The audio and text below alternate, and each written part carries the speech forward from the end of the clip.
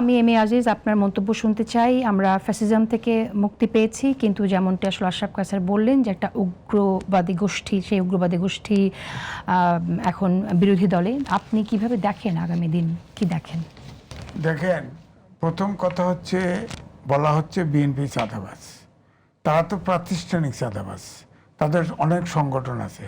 তারা যদি বলেন, যেমন স্বাধীনতার কথা বলেন, বলবে না আমরা তো জন্মগ্রহণ করি নাই, সুতরাং ইতিহাস জানি না, এইটা বলবে। আবার মুক্তিযুদ্ধ হতে চায়, সংসদে ফরমাল দিক বলছে। তো আবার দেখেন, তারা কিন্তু যে জিনিসটা ছিল না বাংলাদেশে, প্রত্যেকটা মসজিদ, মাদ্রাসা, মক্তবে বলৎকার, রেপ শুরু করছে। দুর্নীতি হচ্ছে।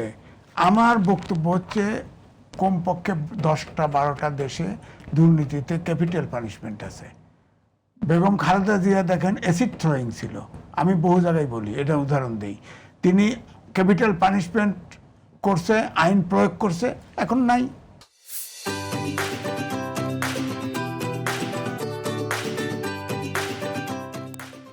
আপনি আইন করেন না, যেমন ধরেন কিউআর কোডে গেলেন, এটা সময় লাগবে। বাংলাদেশে ঘনবসতিতে এটা আপনার সততা ক্যাশলেস সোসাইটি বানাতে সময় লাগবে।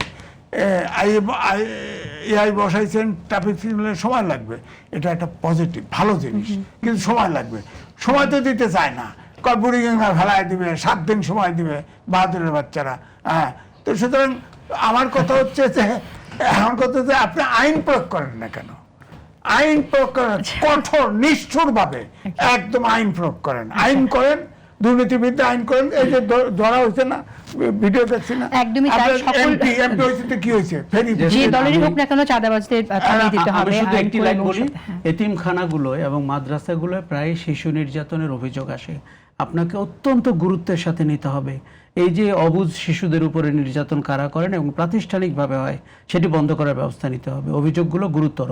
আরেকটা হচ্ছে যে এই মুহূর্তে সমস্ত রাজনৈতিক দলের এক টেবিলে বসে আমাদের নদীর গতিপথ কোত্থেকে আসে, অভিন্ন নদীগুলোর অবস্থা কি, পানি জলাবদ্ধতা কেন হচ্ছে, এই নিয়ে কথা বলে দরকার হলে জাতিসংঘে আপনি কমপ্লেইন করবেন যে আমাদের বন্যার কারণ কি।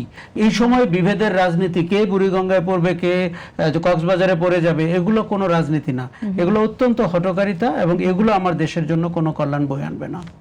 অশেষ ধন্যবাদ। আমরাও তাই মনে করি যে আমার হয় তিনজন কিছু কিছু জায়গায় আমরা একদমই একমত যে সরকারের বিশেষ করে বন্যা পরিস্থিতি মোকাবেলার জন্য সমন্বিত উদ্যোগ নিতে হবে, এবং রাজনৈতিক এই দোষারূপের রাজনীতি থেকে আমরা রাজনীতি যা দেখছি সেখান থেকে বের হয়ে আসতে হবে। অশেষ ধন্যবাদ এম এ আজিজ এবং আশরাফ কায়সার। প্রধানমন্ত্রী বলছে সবার ঐক্য চাই, ঐক্য হবে না, দক্ষিণপন্থীর সাথে কোনো ঐক্য হবে না।